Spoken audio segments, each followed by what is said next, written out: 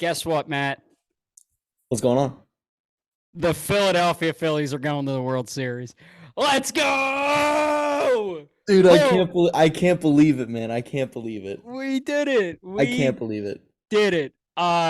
Welcome back to .NET Phillies. I am once again generously graced by the presence of Matt Szczypiorski.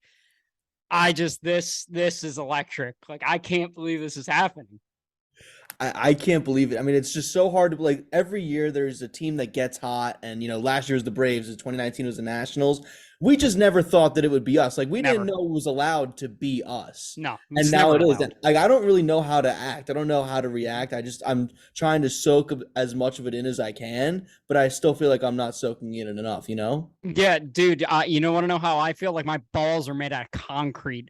Nothing is stopping this unstoppable force. Dude, here's a hot take, bold take right here. Phillies are winning the whole thing. I think they can, dude. And They're gonna especially do it. you look at the Astros, they haven't been challenged in like 3 months. No, absolutely Like not. like they pretty much locked up the AL's best record the minute the Yankees started sliding. They haven't lost in the postseason yet. They played a Mariners team that was frisky, but was quite frankly wasn't good, and a Yankees team that couldn't hit. Dude, I can't They're get running over. into a juggernaut right now. They Yeah, are. imagine saying the juggernaut Philadelphia Phillies in this economy. But with What? the lineup going the way it's going right now, with the bullpen the way it's pitching, with the starters the way they're pitching, dude, like that, like there's no reason we can't win this series. There's no reason why. Why not us? Why not us? Can for one time, once in our lives, why not us? Why not us? Like you said, every team, there's always a team that gets hot and goes on runs. Didn't know it was allowed to come around the Philly. Didn't know that was allowed. But here we are. Dude, I recorded a podcast last night, and as everybody knows, laptop took a dumpy on me. And I'm like pissed because that was pure raw emotion. I literally, when they clinched, I made like I had like 10 people call me because they know like I live and breathe with this team. And then after that, it was like 5 minutes. I went up, grabbed my laptop, and started recording because I want it like raw. And I'm pissed. No, but that's not going to see the light of day. But that's why we're here today. So It's okay. We know you did it, Jared. Absolutely. I have to ask, who's on the back of that jersey right now? Schwarber. Dude, I mean, my take for I had Schwarber winning the NLCS MVP. Yeah. Obviously, it was Harper because that's the guy you pay $330 million for. But let's shall we run through the entire series? Because there's only one game that kind of sucked. Right. And the rest of the games were great. Game one, it was Darvish Wheeler, was exactly as advertised, was the first pitcher to make a mistake is going to be the loser of that. And thankfully that was Darvish. You had Harper and Schwarber going yard. You had some defensive miscues. What was going through your mind during that first game? Well, first things first, Jared, is we got to mention we'd be remiss to not bring up the fact that none of our pitchers made a mistake. I mean, they gave up, 2 hits the entire game? Mm-hmm. And, the defensive miscues in the ninth inning, I'm not going to lie, I was shitting bricks. You and I absolutely. Oh, my God, yeah. Because we've seen them lose that game 100 times out of 100. And that's what's so great about how different this team is because we've seen them lose that type of game a million times, and they don't do it anymore. They don't find a way to win. They went from finding ways to lose to finding ways to win. Amen.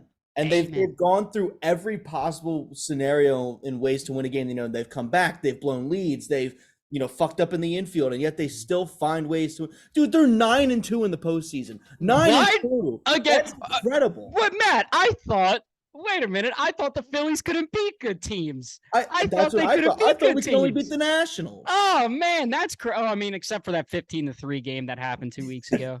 And we all thought the season was over. Never a doubt. Never a single doubt.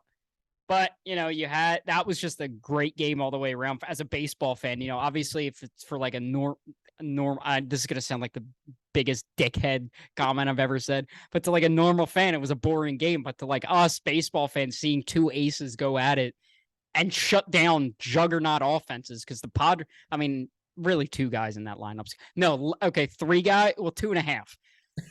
Soto, Machado, and left-handed Josh Bell I might be the was gonna say scariest that. thing. That's exactly what I was gonna say.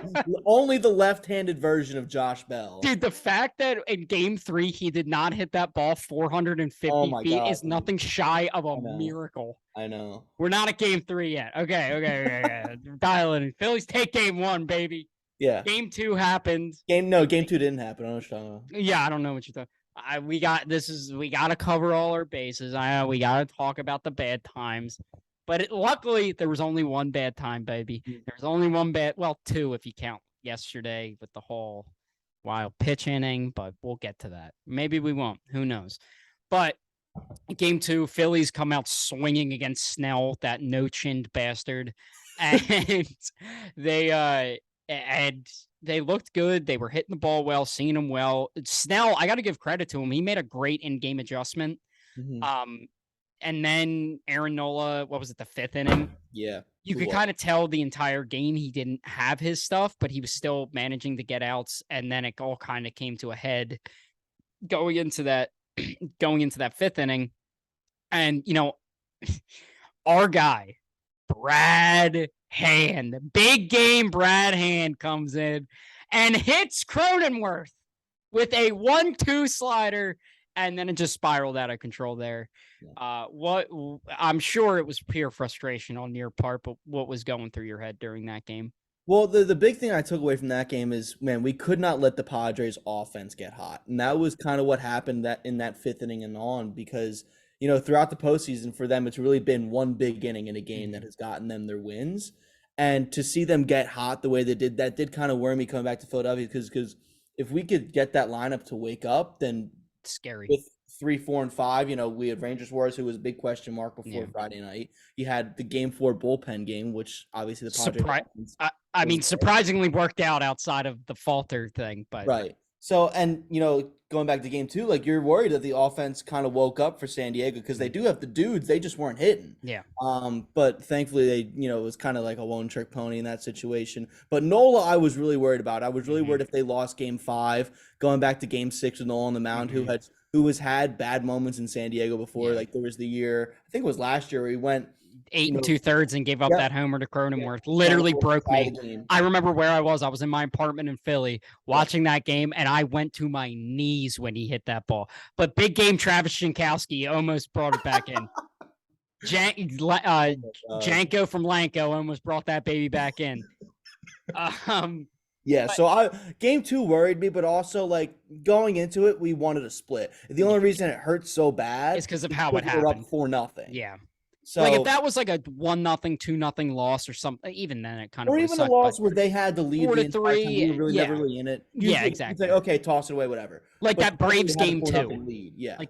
Like where nothing's really going their way. Yeah, you had the lead, you blew it. But then for this team to really collect themselves the way they did, because again, we've said it a million times that this team would lose in miserable fashion. That would carry over into the next series. And we just haven't seen that with this Phillies team in the postseason that are now in the World Series, by the way, in case we didn't mention that. The Philadelphia Phillies are in the World Series for the first time in 2009. And don't you also think it's hilarious that the Phillies got there before the Yankees did? Oh, 100%. I just think it's the funniest thing in the world. It was like, the Yankees haven't had a losing season since, like, the Jesus Christ died. Like, no, like, they haven't been in a World Series. Like, they can't figure out the Houston friggin' Astros. Nope. So, they're their daddy. That whole page. Did you see Pedro last night? Yeah. You mean Phillies legend Pedro Martinez? Oh, absolutely. Yeah. Would have had back-to-back World Series wins if he wasn't on the team. Anyway, we get to game 3. And it's Ranger Suarez, and this was the best Suarez we've seen in a while, because you had that start in Houston when he was hungover. Obviously, that guy was lit down in Houston. But then he, of course, in game 2 of the Atlanta series, he didn't look good, but he was able to get outs. Like it was game 1. My apologies. Yeah. He was able to get outs, and he only lasted 3 2/3 in that start, but he didn't. I think he gave up 1 run, or was it none? Yeah, he 1 earned, yeah. Yeah, 1 earned. So then, it was a big question mark, like you said, what Ranger Suarez are we getting? This was the Ranger Suarez like we were expecting, like the guy who just attacks hitters, and it goes out there with a pulse non-existent, and just shoves in the moment, and that's exactly what he did. Yeah, I mean the two Suarez starts this postseason have been polar opposites of each other, and I think a lot of that has to do with the fact that he's a much better pitcher at home than he is on the road. He's much more comfortable at Citizens Bank Park. Game one in Atlanta, where he threw a gajillion pitches in 3 innings. He just kind of had disaster and all that. He only gave up the 1 run, but it never really felt like he was in control of anything. Yeah. And then, of course, Game 3 on Friday night was the complete opposite of that. He was dominating. He was pounding the strike zone. He was confusing the Padres hitters. He was all over them. He was making them hit the ball into the dirt, which is what he's known for. And I thought it was a little bit early on Tomper pulling him. Here's my thing. That was kind of the thing of the series. Like, is Tomper pulling the Stars a little bit too early? And I think with Suarez, I get it more so because the OPS for hitters through the third time is through the roof. So understandably why Thompson took him out in that moment. And I loved Thompson going for the kill in that game. He threw his best guys out there. You had did Eflin pitch in that game, or was that game 2 or 4? I'm sorry. I think he might have pitched like the 6th or 7th. Yeah, because I know Dominguez pitched the 8th and the 9th. And then Alvarado pitched the 7th. So Eflin might have pitched the 6th. Yeah, I think Eflin pitched the 6th, and then Alvarado came in, did what he had to do. He faced Soto in the 8th to lead off, and then he hit this little rinky-dink thing. And also, shout out to Juan Soto, Gold Glove finalist Juan Soto, by the way. Shout out to Juan Soto for not getting hot until the last 2 games of the series. So just we'll send you a ring. We'll send Bob Melvin a ring for yesterday's game. We'll get into that. Bob Melvin's getting a ring. He's Absolutely. getting a ring. But and the Phillies offense really took hold in that game against Musgrove. They were able to. They could have broken it open much earlier than they did. Which annoyed me. You had first and second, nobody out. Harper grounds into the double play, which is kind of a buzzkill. But they still had the lead on the it was the 2-0 lead, right? On the Hoskins homer. No, that was game 4. Yeah, that was Schwarber homered. That's right, to lead off. I'm getting the Gene 2-run. That was the Gene game. Where that he was the Gene flung game. his bat out there and hit the ball. Yeah. Over Cronenworth. Yes. Dude, you don't want to hit one in the Crone zone, dude. Don't want to hit one in the Crone zone. While we're talking about the Gold Glove finals, how the hell is Gene Segura not a Gold Glove finalist for second base? How the hell is Ranger Suarez not a Gold Glove finalist? Well, but I think the thing with Ranger, it was a quality inning. Yeah, bullshit because he missed it by like 2/3 of an inning. But whatever. And Juan Soto making it in right field makes it's like the people that did that looked at the big names and were like, have they seen Juan Soto play right field? Dude, he's atrocious. He's so bad. Do you want to hear something hilarious? Sure. Statistically, Nick Castellanos is a better outfielder than Juan Soto. But this is what I'm saying, bro. Like, Nick Castellanos is an awful right fielder, and Juan Soto is somehow even worse. Dude, my mom watching Nick Castellanos play right field might be the funniest thing because she like knows nothing about baseball, but like she's getting into it. Like she said to me today, she's like, "You really like this team is making me love baseball." I'm like, "Yeah, I know." But she was like, "Oh, Nick Castellanos is really good in right field," and I just looked at her like, "You've got a lot to learn. You got a lot to learn, Karen." But it was a great game. I loved just everything. And then we get to game 4, which I think might have been the most fun game I've ever seen. Didn't start out that way. You started with Bailey. It was the bullpen game. It was a lot of question marks. I liked the decision, and I know a lot of people didn't, to go with Bailey Falter in that game, but because if you see statistically, the Padres are not good against left-handers. Outside of like Drury, that's really it. And it just didn't work out. It is what it is. Round of applause for Connor Brogdon for tackling 2 2/3. Who like we've always had his back. Yeah, absolutely. I've never have we slandered Connor Brogdon. No, I never said a bad word about him ever. But he weathered that storm because that game easily could have trickled out of control there, and he kept them in it. Then the Phillies immediately against Clevenger. Speaking of my mom, she looks at Clevenger and she's just like, "Ew, why does he look like that?" Future Philly Mike Clevenger. But don't do that, dude. The Phillies can figure him out. The Phillies can fix Mike Clevenger. The Phillies can fix Mike Clevenger. Why do you want them to fix Mike Clevenger? Dude, because he could be a solid 4th starter. He missed like 2 years with Tommy John surgery, and that's why they could fix him. Get him on a cheap deal. Guy has a 2 ERA. Book it. Actually, no. Screw that. Give me Carlos Rodon. Anyway, before we get carried away, almost immediately the Phillies came back. They were down 4-0. Schwarber hit that single to left, and then Hoskins with an absolute cock shot in the left. Didn't he have like 5 hits in the series, and all 5 were like home runs? I think he had 4. He had 4 homers in the series, but he legitimately could have had 4 hits and all 4 of them be homers. Yeah, because that's just like that's who he is. That's who we've known him to be for forever. Yeah. And now the national media is starting to get a hold of it. They're like, "What is this? This guy's a conundrum." Yeah. Welcome to our life since 2018. He plays terrible defense, doesn't swing the bat, he strikes out looking more than anybody we've ever seen. He's the antithesis of Nick Castellanos. Then he just hits homers. Like he makes no sense as a baseball player. Absolutely not. But we love him because he's ours. We love him. He's our guy. Another guy who we've never slandered once. Never. Absolutely not. No, never did once I say called for Derek Hall? Never dude, once. No. I don't even know who Derek Hall is. I've never said a bad word about Rhys Hoskins. But the Phillies. Okay, so they're at 4-2, and then Harper comes up and hits a screen. Or excuse me, JT comes up, hits the single. That's right. I always think that they're flipped because I'm so used to Harper batting third. Yeah, I'm still not used to Harper in the cleanup spot, but it's worked out. But it's worked out. Keep it rolling, baby. Philly Rob, keep it rolling. But JT gets on, and then Harper hits that screaming double and scores JT. The Phillies are right back in this game, which was that allowed? Is that the Philly? I thought we were supposed to roll over. Dude, because I texted you. I was like, can't wait for the 1-2-3 inning on 8 pitches. Because you know how many times 4 straight hits. Yeah.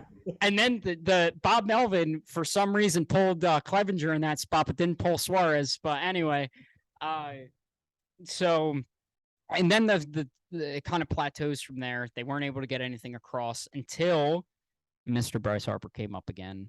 Was able to tie it up. Right? Harper was the one who tied it. Or did he give him the lead? No, Hoskins tied it up with a 2-run homer. That was when it was 6-4. I'm talking when that was Stoddy. That was the other Vegas. That's right. Stoddy ties it up, and then we're plateauing a little bit. And can I just say, Brad Hand giving up a 2-run home run to Juan Soto was the most predictable thing. Oh yeah, no, how come we always see it coming, but they don't? Like, why is Brad Hand even on the right? I literally said, all right. When Brad Hand came in, I'm like, all right, is it going to be a solo homer, or 2-run homer, or 3-run homer? Which one is it going to be, Brad Hand? Luckily, it was only a 2-run homer. And the Phillies go down, kind of sucks the air out of us. But you know who's got our back? Rhys Hoskins with his second 2-run homer of the night off Sean Manaea. And Sean Manaea is he was awful this year, especially on the road. Yeah. And they bring him in the middle of the game, which he is not in. Like, that's not a familiar situation for him.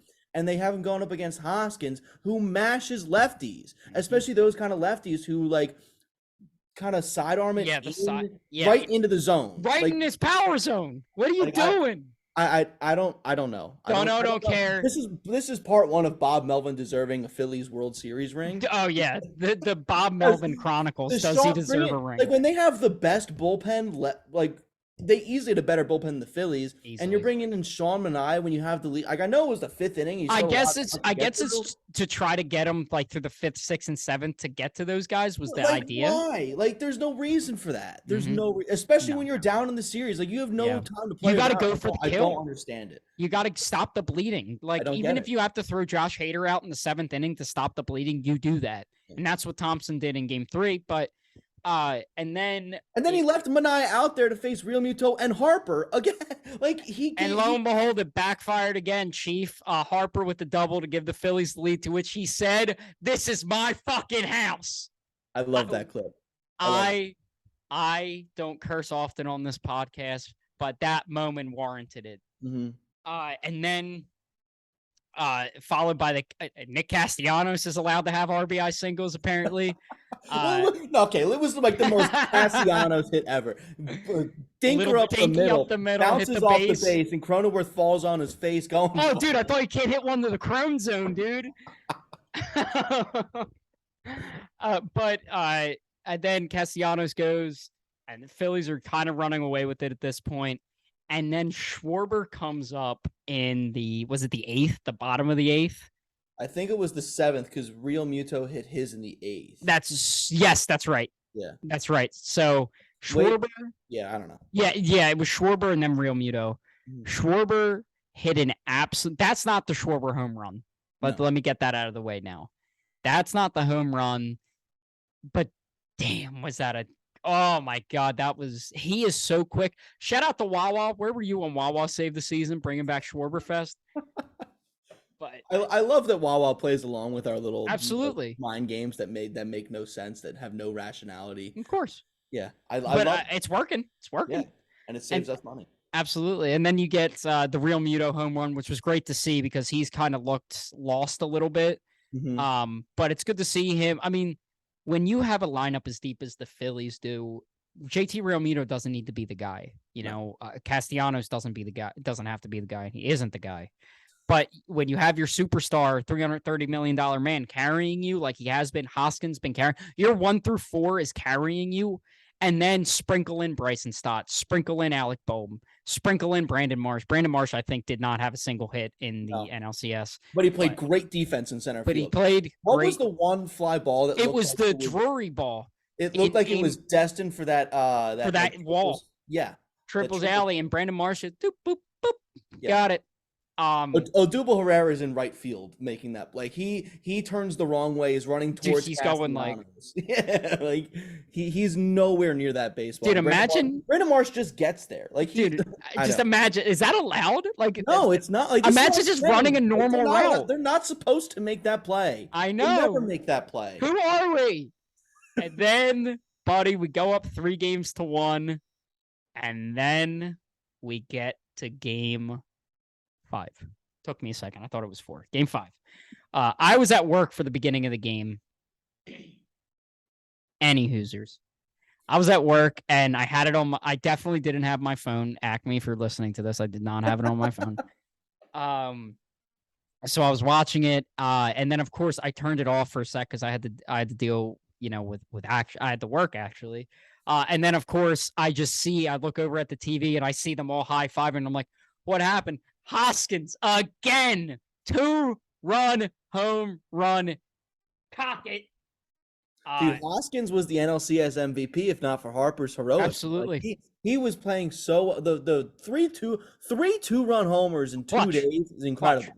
Like when he's the streakiest hitter on the planet. Like when he's he's going, he's infuriating. But when he's going, there's no one better. There's no one better than him. Absolutely not. And that's what's great. And hopefully we're getting a Hoskins hot streak when we go into Houston, and he'll be able to carry us along with Harper. Castellanos is a lost cause. Alec Boehm. Okay, we'll get to that later. I got a good feeling about Boehmer. Okay, he loves this place. And then. Phillies go up 2-0 early, and then Soto hits that home run off of Wheeler, which I don't think I've ever seen someone with as much effortless power than Juan Soto. That's what I'm saying. Like he's like the opposite of Harper in a way, where Harper like puts so much violence into every. He's just like boop, and Soto, it's like 450 feet. He's a lot like Schwarber in the fact that he can just touch it, and it feels like it's off the bat at 110 every time. Yeah, like that's it's unreal swing he has, and that's why he cost as much as he did in that trade, and probably why he'll get $500 million in his next contract. He's that good. Who gets him? We'll get to that later. Conversation for another time. That's a conversation for a different pod during the off season. I'll tell you that much. So then we get to the 7th. Wheeler starts the inning. Cronenworth hits a rocket to Segura. He misses the play, and that's a play. It's like 50-50. Like it was under his glove. Like with Gene Segura, you can kind of expect him to make the play because he's made that kind of play exactly before. But with any other regular second baseman, you probably you chalk this up as a hit. And then Thompson pulls Wheeler, which I disagreed with. I thought Wheeler should have stayed in that game. This is the one instance after at the time I did disagree with it, but after looking back on it, his fastball velocity had dipped. And I didn't notice that. Cronenworth. That was a rope. Like he got good wood on that. Yeah. So I think you kind of have to play the matchups. And if you go to Seranthony in that spot, look, the rain's not falling. That's a great matchup for Seranthony's been dealing. And that's a good move, especially with Wheeler's velocity coming down, his spin rate coming down. That's a good move to put your best reliever in there. Absolutely. Because you're going up against Soto and Machado and Bell in that inning. Josh Bell was coming. Left-handed Josh Bell. Yeah. But I didn't realize his velocity dip. So yeah, I mean, again, Rob Thompson, any move he makes, I just trust. Like he's just imagine that. Imagine having a manager that just gets it. Again, not something that was allowed since 2011. No, but and my hope was, Sir Anthony has the wild pitches, and my hope is this doesn't turn into a spiral where he starts to doubt himself. But I don't think it will. I think it was just the weather. I think it was really just was. It wasn't his stuff. It wasn't like it was like 75 and sunny and he was throwing wild pitches and doing this. Like there was a reason for it. I just hope it doesn't mess with his head, and I don't think it will because they won the series and it's whatever. So the Josh Bell double to tie it kind of hurt. I don't know what hurt more, that or the wild pitch to give him the lead. It was definitely the wild pitch because, like, you're looking at that. Like, first of all, Grisham gets out like the next pitch, and that ends the inning. Like, and it was just like three consecutive. It was like, why? Like, of course, this is happening. Like, it felt like revenge. We came back down to earth. We came back down, and it felt like revenge for 2008, where the rain kind of was the big story around the series and kind of helped the Phillies win the World Series in a way. And then, now it was like Mother Nature was getting us back. Yeah. And it was like, no, we're taking this one away from you when you should have it. Absolutely. And, then I really thought that, like, I was not feeling great. I texted you, I'm like, see us back in San Diego, dickheads. And, I wasn't feeling too hot. And then Alvarado comes in, gets into a bit of a sticky situation, but works out of it because he's our guy. Just figures it out. And then we get to the bottom of the 8th inning. And Robert Suarez is still in this game. And this is why the aforementioned Bob Melvin deserves a ring. Because Real Muto gets on. Was it to lead off the inning? Yeah, lead off single to left field. Just perfect Real Muto hit. Yeah. Leads off the inning. And Suarez, who's like a high leverage reliever, is at like 30 pitches at this point? I think 25, it was like 30? 20 to 25, but yeah, he was definitely up there. And it was his second inning of work. Yeah. So remind me, Bryce Harper's a lefty, right? Correct. And there's a left-handed reliever in the Padres bullpen who is arguably the best closer in baseball. Who they gave up 4 prospects for, yeah. Mm-hmm. So Bob Melvin definitely went to that guy in that situation, right? No. Huh. Unbelievably no. And then what happened? Bryce Harper hit the most legendary home run in Philadelphia sports history. Hits a go-ahead 2-run home run to send the Phillies to the World Series. We'll get to the 9th inning because I was a little stressed. But did you hear the Fransky call? Of course you heard the Fransky call. Yeah. That Bedlam at the bank. What a call. That's an all-time Fransky call. Well, yeah, by the way, Fransky's having himself an all-time postseason right now. Absolutely. I mean, he's got the broadcaster's MVP locked up right now. I think he really does.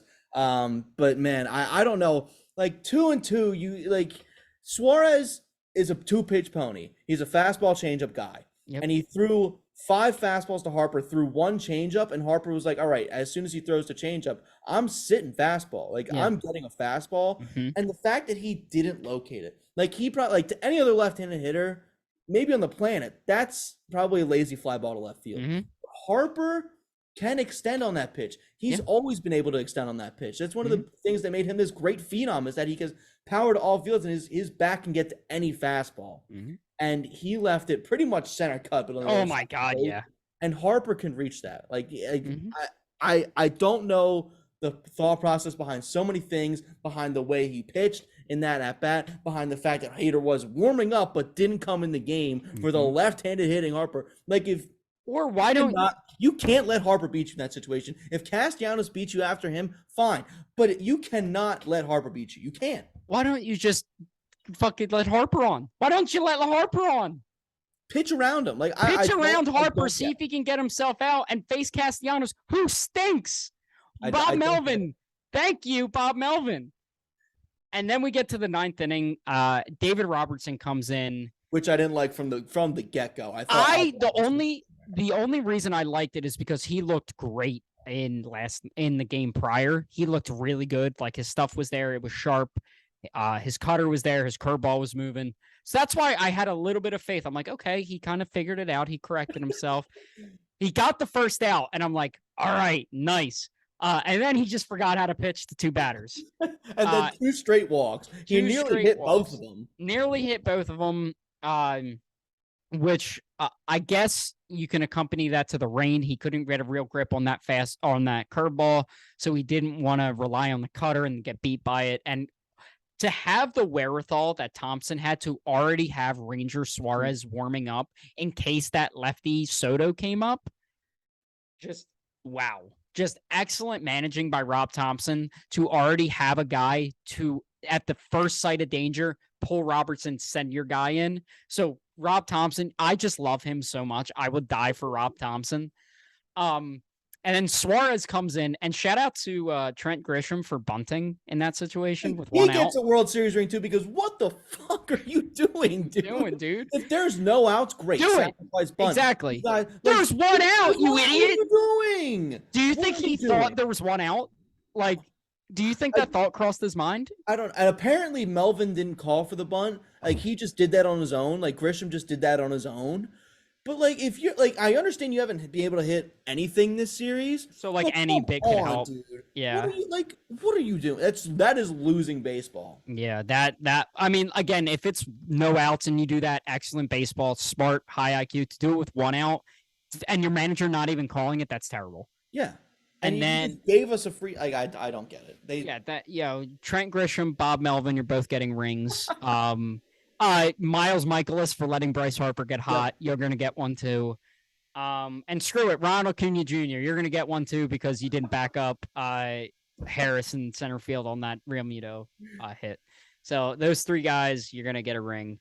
But then Suarez comes in, and I don't think I've seen anybody be as cool, calm, and collected as Ranger Suarez, and throws the first pitch, gets the out. And then for some reason, Austin Nola swings at the first pitch. I cannot, like, this is what I'm saying. I just played such dumb crumbling to a crisp baseball. Like, they played the wrong way the entire last 2 innings. Dude, I fully expected Austin Nola to, like, rope one down the line just because, like, that would be just the most heartbreaking thing. Yeah. But then he swings at the first pitch. Castellanos catches it. I half expected him to drop it because I thought him and Gene might run into each other. Because that would be the most Phillies thing ever. He wanted to catch it so bad. Yeah. And then they celebrate. You get the celebrations. Broad Street was crazy. People were climbing poles. They were at Xfinity Live. Kyle Schwarber was on a bowl. Alec Boehm gave John Clark a little, I love this place. Yeah. With a little point at the end. And the Philadelphia Phillies are going to the World Series. I can't believe that I'm saying that as a real sentence. It still doesn't feel real. Like, I don't know if it's gonna feel real until probably Friday when I see the World Series thing in the top right, and I see paint on the grass. Yep. The lineups being introduced. Like, until I see all of that, it's not gonna hit you. And even still, I might not be able to believe it. Like, if I don't see the World Series patch in the jersey, like, I don't know if it's gonna feel real. Yeah, dude, I just can't believe this. So I have 6.5 minutes until Zoom kicks us off. So we got until then. Mm-hmm. So let's do some predictions here. Okay. I think this is gonna sound ridiculous. Phillies in 5. Dude, I want it to be Phillies in 5 so bad. Phillies because in they don't 5. Lose at home, Jared. They don't take one in Houston. One in Houston. Don't let Houston, if you're listening, don't let us take one down there, because we did it to Atlanta, we did it to San Diego, and now we're coming for you. I feel like I'm in like WWE. Dude, Fritz said this on the High Hopes podcast. You should definitely check that out. Dude. He said he wants Verlander so bad in that Game 5 in Philadelphia, and I couldn't agree more. I could not. There you go. I'm already rocking it. Shout out Jack Fritz and James Seltzer. But shout out. Have us on.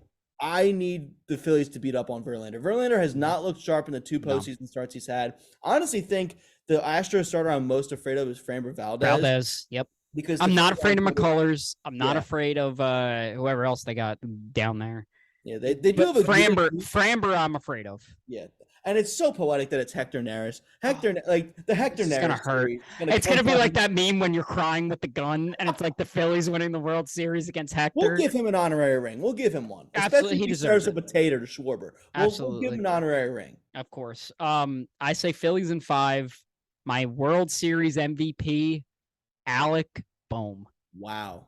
See, Alec the World Boehm. Series MVP is always somebody that nobody ever predicts, and Alec that's what I Boehm. love about this. Like last year, it was Jorge Soler, who Dude, is not even. Steve Pierce in Yeah, 2018, and then he retired. yeah, exactly. Like it's always somebody you never expect. I could see Bryson Stott winning it. Yeah, Like I could. Alec Boehm. I just feel like he's been putting good wood on the ball. I feel like he's looked a lot more comfortable, and I just think he's the guy who's going to rise to the occasion, have himself a series, and we'll be partying on Broad Street.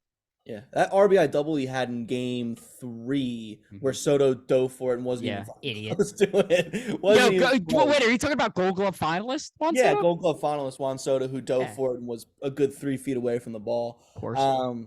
Yeah, when Alec Boehm's doing that, where he's driving it the other way, like he's usually a drive the ball the other way kind of hitter. But when he does it with that kind of miles per hour off the bat, that's how you know he's starting to click a little bit. That's what I'm saying. And he's the guy that also gets really, really frustrated, like visibly frustrated whenever he gets out or hits. And then you know he's like, I need to fix this. I'm gonna do it. I'm gonna do it. And he ends up turning a corner. And I love that pick. Actually, I love that Alec Boehm pick.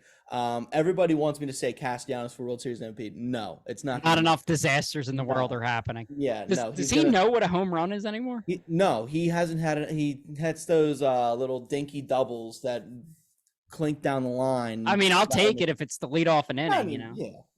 Yeah, whatever. But what do you got? What do you got? Phillies, Astros. I'm gonna go Phillies in 6. I think they split in Houston. I think they take 2 of 3 in Philly. I think they do end up losing 1 game in Philly, but going, I guess that would be 7-1 in Philly is ridiculous. Not bad. And I think they close it out in Game 6 with Nolan on the mound. I think Nolan absolutely shoves the way he did on that the clincher the clincher.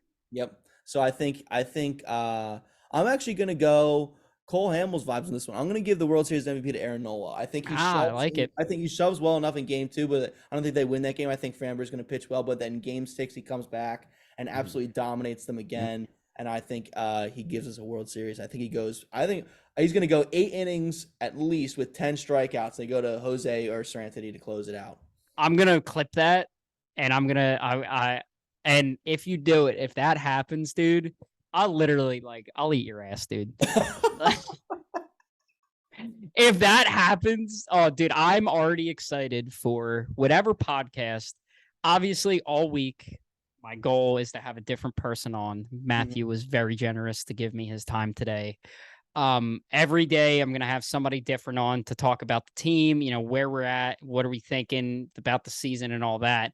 The reason I wanted Matt today was because me and him could go back and forth about the game, the preview, and everything, our banter, our rapid banter, of course.